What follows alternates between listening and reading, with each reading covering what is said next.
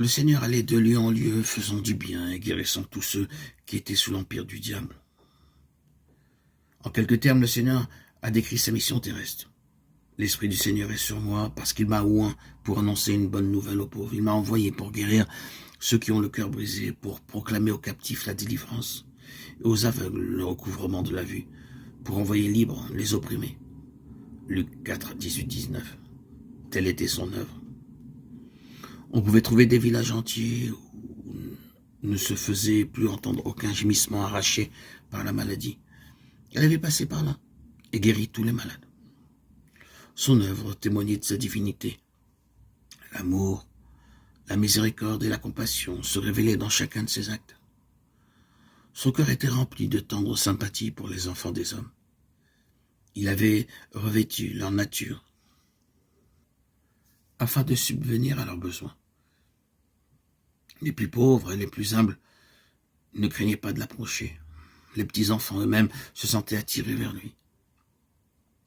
Ils aimaient à monter sur ses genoux et à fixer leur regard sur son visage pensif, où se lisait un amour infini. Jésus ne retranchait rien à la vérité, mais il la disait toujours avec charité.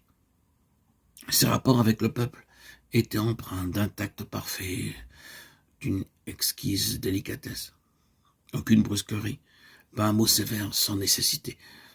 Jamais il ne faisait inutilement de la peine à une âme sensible. Il ne censurait pas la faiblesse humaine. Quand il disait la vérité, c'était toujours avec amour.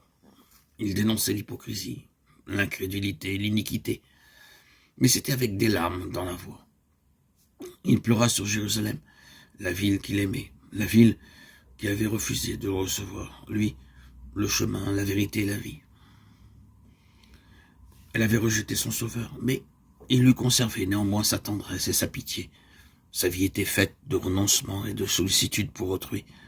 Chaque âme était précieuse à ses yeux.